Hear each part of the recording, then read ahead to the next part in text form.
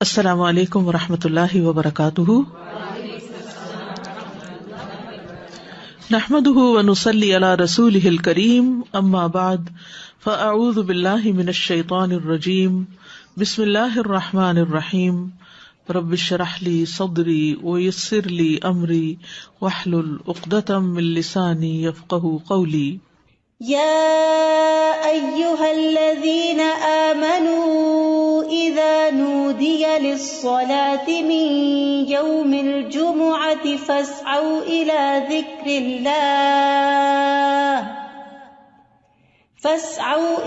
ذكر الله وذروا البيع ذلكم خير لكم إن كنتم تعلمون۔ کہ ایمان والوں کے لیے جمعہ کی اذان کے بعد کسی بھی اور قسم کی مشغولیت اختیار کرنا درست نہیں، اور ہر عاقل بالغ کو جمعے کی نماز کے لیے دوڑ پڑنا چاہیے، کیونکہ جمعہ ہر مسلمان پر فرض ہے۔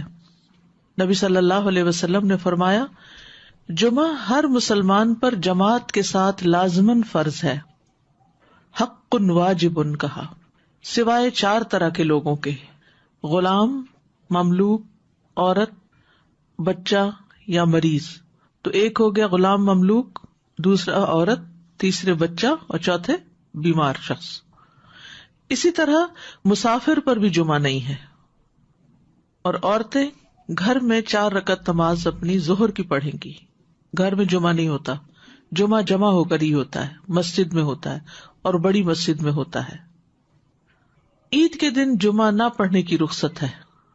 ابو ہریرہ کہتے ہیں کہ رسول اللہ صلی اللہ علیہ وسلم نے فرمایا، تمہارے آج کے دن میں 2 عیدیں جمع ہو گئی ہیں، پس جو چاہے تو اس کے لیے یہ نماز عید جمعہ سے کافی ہوگی۔ جمعہ نہ بھی پڑھے تو ٹھیک ہے، عید کا پڑھنا لازم ہے، اور ہم تو جمعہ پڑھیں گے۔ یعنی آپ نے پسند کیا کہ جمعہ پڑھیں، لیکن جو نہ پڑھنا چاہے، ظہر پڑھنا چاہے تو وہ بھی ٹھیک ہے۔ وہب بن کیسان سے مروی ہے، انہوں نے بیان کیا کہ ابن زبیر رضی اللہ عنہما کے دور میں جمعہ اور عید اکٹھے ہو گئے تو انہوں نے عید کے لیے نکلنے میں دیر کر دی، حتیٰ کہ دن کافی اونچا ہو گیا۔ پھر وہ نکلے، خطبہ دیا اور بہت لمبا خطبہ دیا، پھر اترے اور عید کی نماز پڑھائی، اور اس دن لوگوں کو جمعہ نہیں پڑھایا۔ یہ بات ابن عباس سے ذکر کی گئی تو انہوں نے فرمایا انہوں نے سنت پر عمل کیا۔ یعنی کہ باقی حدیثوں میں بہت سی چیزیں مماثلت ہیں، جو ایک ایک چیز کسی اور حدیث میں الگ سے بھی ملتی ہے۔ جو شخص جمعہ کے دن غسل کرے، جس قدر ممکن ہو پاکیزگی حاصل کرے، اور اپنے تیل میں سے تیل لگائے یا اپنے گھر کی خوشبو میں سے خوشبو لگائے۔ پھر اسی طرح مسجد کی طرف جلدی نکلنا چاہیے، کیونکہ جب امام نکل آتا ہے تو پھر اس کے بعد فرشتے نام لکھنے بند کر دیتے ہیں۔ پھر کثرت سے درود پڑھنا۔ رسول اللہ صلی اللہ علیہ وسلم نے فرمایا، جمعے کے دن اور جمعے کی رات کو، یعنی رات سے ہی شروع ہو جائے۔ کل کسی نے سوال کیا تھا کہ جمعے کی رات کا کوئی خاص عمل کیا ہے، تو وہ درود شریف پڑھنا ہے۔ تو جمعے کی رات کو کثرت سے مجھ پر درود پڑھا کرو، پس جو آدمی مجھ پر 1 دفعہ درود بھیجے گا، اللہ اس پر 10 رحمتیں نازل کرے گا۔ اوس بن اوس روایت کرتے ہیں کہ رسول اللہ صلی اللہ علیہ وسلم نے فرمایا، بے شک تمہارے افضل دنوں میں سے جمعے کا دن ہے۔ اسی دن آدم علیہ السلام پیدا کیے گئے، اسی دن ان کی روح قبض کی گئی، اسی دن سور پھونکا جائے گا، اسی دن لوگ بے ہوش ہوں گے، اس لیے اس دن مجھ پر کثرت سے درود بھیجا کرو، کیونکہ درود مجھ پر پیش کیا جاتا ہے۔ یعنی یہ ایک اسپیشل ڈے ہے، اور اس میں اسپیشل کرنے کا کام کیا ہے کہ رسول اللہ صلی اللہ علیہ وسلم کو درود کا تحفہ بھیجا جائے۔ پھر سورۃ الکہف پڑھنا۔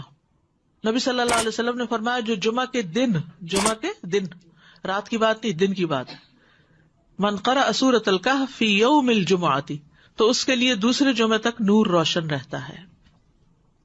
اور پھر کیا کرو، وذروا البیع، خرید و فروخت چھوڑ دو، ذالکم خیر لکم، یہ تمہارے لیے زیادہ بہتر ہے، ان کنتم تعلمون، اگر تم علم رکھتے ہو، جانتے ہو۔ یعنی اللہ نے جمعے کی نماز کے وقت خرید و فروخت سے منع کر دیا، اور اس کو ان لوگوں پر حرام قرار دیا جن کو مخاطب کیا گیا کہ ان پہ جمعہ فرض ہے۔ یعنی یا ایھا الذین آمنوا سے شروع ہو کے اینڈ تک ایک کرنے کا کام بتایا گیا اور دوسرا چھوڑنے کا کام، اور وہ کیا ہے؟ پڑھنا فرض ہے، ایسے تجارت چھوڑنا فرض ہے۔ ٹھیک ہے، یعنی جب اذان ہو جائے تو خرید و فروخت ترک کر دو اور اللہ کے ذکر یعنی نماز کے لیے جلدی کرو. یعنی اگر کوئی سودا طے بھی پا رہا ہے تو بس وہیں ٹھپ کر دو. آپ نے یہ ایکسپیرینس کیا ہوگا سعودی عرب میں کہ بعض اوقات یہ ہوتا ہے کہ صرف پیسے دینے والے رہ جاتے ہیں. آپ نے ساری چیز بھاؤ کر لیا, چیز لے لی, پیک کر لی, رکھ لی, اور ابھی پیسے دینے ادھر سے اذان ہوئی, وہ کہتے بس چھوڑ دو, چیز بھی چھوڑ دو, نہیں چاہیے پیسے, نکل پڑتے ہیں. یعنی جو بہت پرٹیکولر ہے, یعنی اس درجے کا حکم ہے کہ اس وقت کام چھوڑ دو. انسٹنٹ اسٹاپ, وذر البیع, یہ بھی فرض کے درجے میں ہے. تو اسی وجہ سے علماء کا اتفاق ہے کہ دوسری اذان کے بعد خرید و فروخت حرام ہے.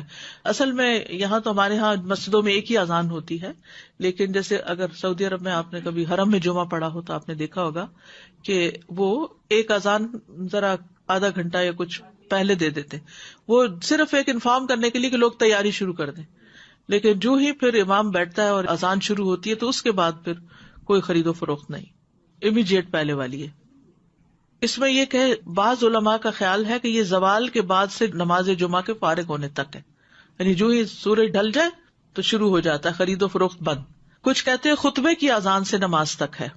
بہرحال جمعہ کے دن خرید و فروخت یعنی صبح میں کر سکتے ہیں, اس کے بعد بھی کر سکتے ہیں, لیکن اس پیریڈ میں نہیں کر سکتے. تو احتیاط یہی ہے کہ زوال کے بعد سے روک دیا جائے.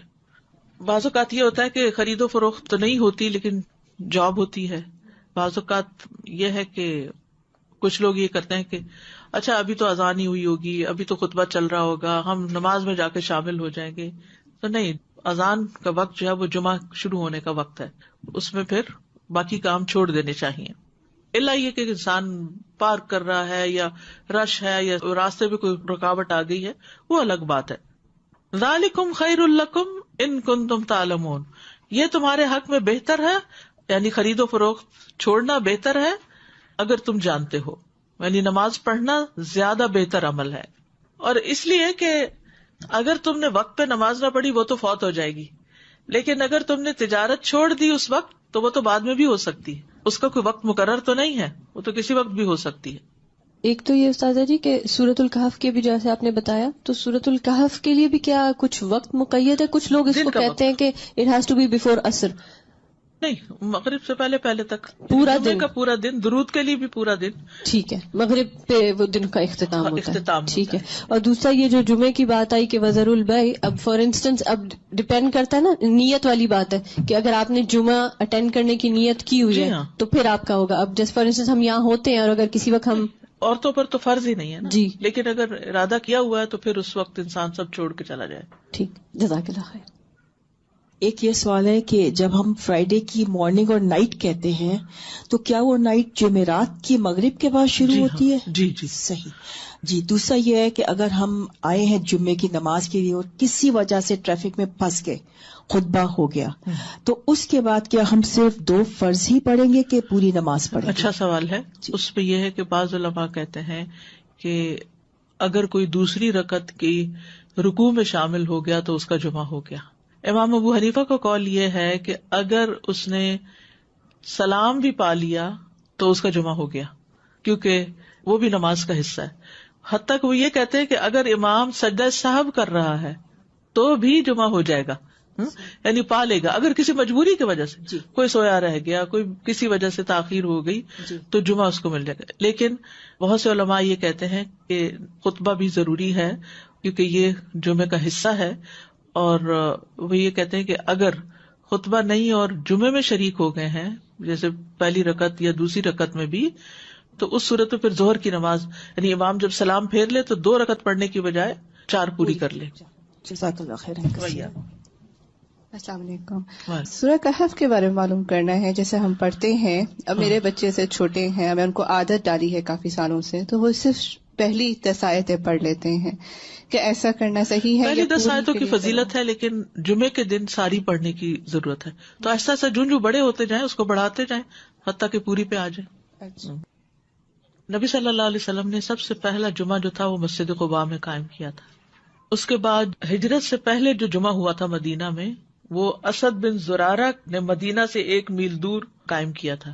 اسد بن زرارہ نے, یہ نبی صلی اللہ علیہ وسلم کی آمد سے پہلے.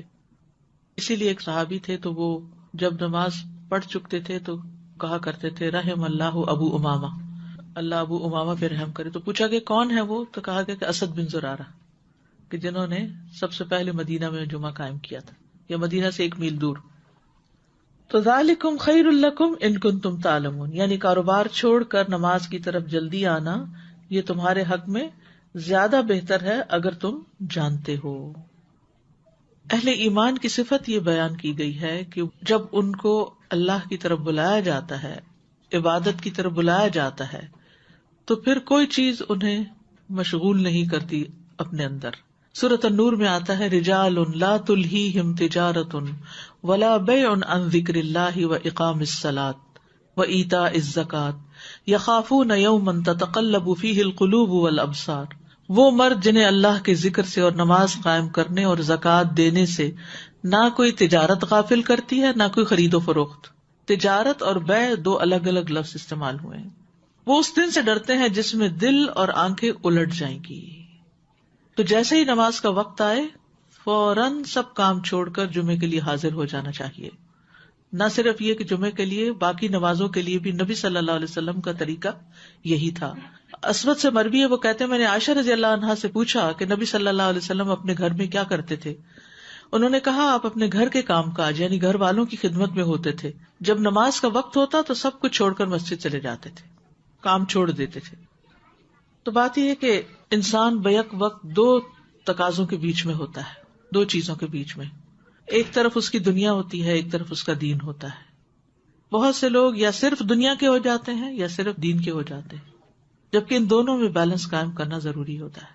اور یہ پرفیکٹ بیلنس سورۃ الجمعہ میں نظر آتا ہے کہ یہاں پر نماز کے لیے بلایا گیا، حاضر ہو جاؤ. اور پھر اگلی آیت میں فرمایا فَإِذَا قُضِيَتِ الصَّلَاةُ فَانتَشِرُوا فِي الْأَرْضِ. نماز پڑھ لی، عبادت ہو گئی، اجتماعیت ہو گئی، اب زمین میں پھیل جاؤ اور اللہ کا فضل تلاش کرو اور اللہ کا ذکر کثرت سے کرتے رہو تاکہ تم فلاح پاؤ. تو اس سے کیا پتہ چلتا ہے کہ دونوں چیزیں ضروری ہیں، دونوں ہی عبادت کی مختلف قسمیں ہیں. اس کے لیے تقسیم اوقات کی ضرورت ہے، ٹائم مینجمنٹ کی ضرورت ہے. کچھ وقت عبادت کے لیے اور کچھ وقت کام کاج کے لیے. جب اللہ سبحانہ تعالیٰ اس سے عبادت کا تقاضا کرے تو وہ عبادت کے لیے دوڑ پڑے، اور جب اس کی ضروریات اس کو دنیا کی طرف بلائیں تو اپنے کام کاج اور معاش کی طرف دوڑ پڑے.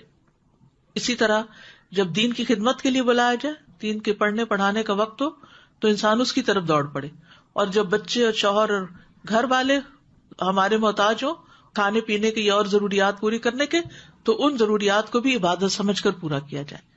تو اس طرح ایک حسین امتزاج قائم ہو جاتا ہے دین اور دنیا کے درمیان. یعنی نہ تو ہمارے سے یہ تقاضا کیا گیا کہ ہم دنیا چھوڑ دیں اور راہب بن جائیں، اور نہ ہی ہم سے یہ کہا گیا ہے کہ ہم سارے کا سارا وقت صرف عبادت میں ہی گزارے.